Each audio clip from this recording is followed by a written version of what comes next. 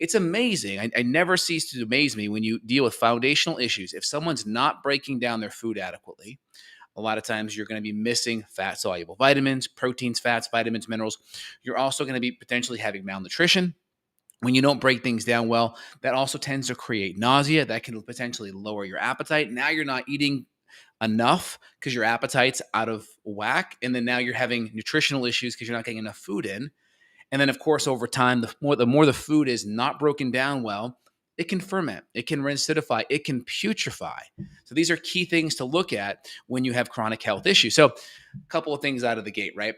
Bile is very important. Bile is antimicrobial. It's mildly acidic. That's why it's called a bile acid, right?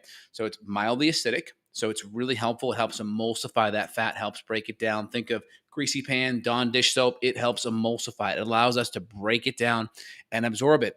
Fat isn't just used for energy. Every single cell in our body has a membrane, a lipid bilayer, two layers, and that's going to be fat base. We need healthy fat. Our brain's 70 to 80% fat.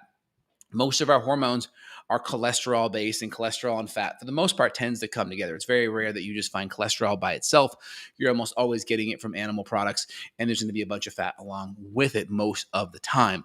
So it's really important. Fat's important for your hormones. It's important for your brain health. 70 to 80% of your brain is going to be fat. Hormones need that healthy cholesterol and fat. So if we don't have good, healthy gallbladder / bile function, we're not going to break that fat down. That's going to impact our hormones. That's going to impact fat soluble vitamins, A, D, E, and K. That's going to impact brain health, not getting those nutrients up there. Also, anytime we create inflammation in the gut, food not being broken down, not creating that nice pH, which then the pH is too high, it starts to make it so bugs grow and starts to impact the gut health and create gut permeability or gut inflammation. The more we do that, the more we make it so foods don't get broken down.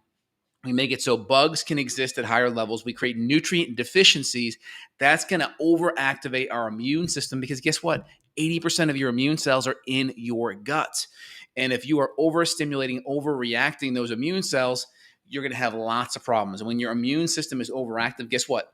When you have inflammation in the gut, it's going to create inflammation in the brain. That's why when you have gut issues, it's so easy to create brain issues, brain fog, energy issues, mood issues. That's why if you look at, for instance, H. pylori, right, one of the major side effects of H. pylori, according to many scientific articles, is actually mood issues because the gut-brain connection is strong, right? You can go look at Dr. Perlmutter's book, Brain Maker, or Dr. Amen has a couple books on this topic as well. There's a strong gut-brain connection. And the bacteria in your gut has a major effect on inflammation. So we want beneficial bacteria. We need beneficial bacteria, but that happens through good dietary choices, but it also happens through having good, healthy digestion. If we don't break our foods down well, that food's going to rancidify, it's going to putrefy.